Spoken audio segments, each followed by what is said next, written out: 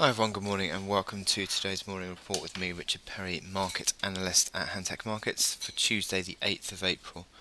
The pressure on the downside on these equity markets that we saw yesterday has certainly continued into Asian trading overnight and also into European equity session today. But the pressure isn't as great as it was yesterday so far. But certainly we saw significant falls once more on Wall Street, a second straight day of rather a significant decline there. And what we've seen is certainly, as I showed you yesterday, the chart of the VIX that had spiked higher and performed this key one-day reversal continues to push higher, and that is something certainly that I think we need to be watching out for as this move continues. And if the VIX continues to push higher, I think that would suggest that equities would remain under pressure. So I think that's certainly something that we need to watch out for in the coming days. The dollar also overnight has come under some fairly significant pressure as well in the trading at the moment.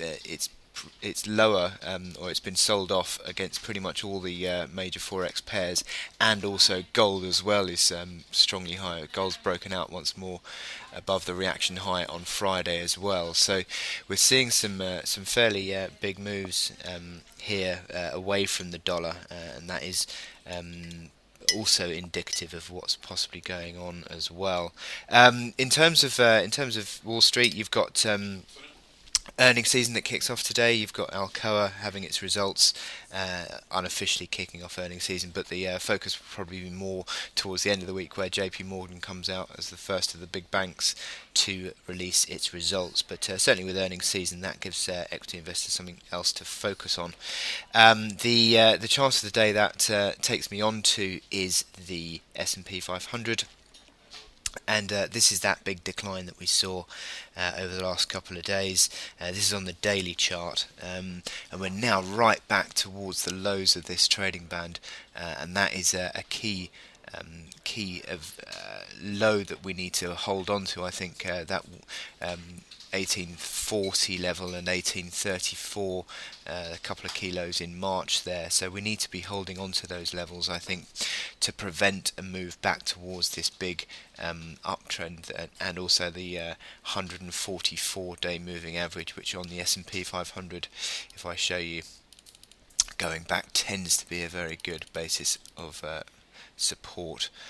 Anyway, on an intraday basis, as I said, the move on the S&P 500 is back towards these key lows. We need to be watching out for here.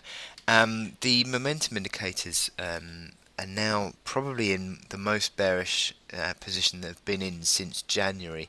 And as I showed you on that daily chart, that is when we came back to that uptrend. So I think that this is a little bit of a concern for me. Certainly if we broke below that 1834 mark, I think then the S&P could be under pressure, certainly for further retracement back towards this big uptrend. But I think at the moment we're still holding on to this the lows of this band, and this is at the moment where we are trading at. So I think that's where we need to be worried about the 1834 mark as the key support. Anyway, I wish you good luck in your trading on the S&P 500. I will speak to you later. Thank you very much.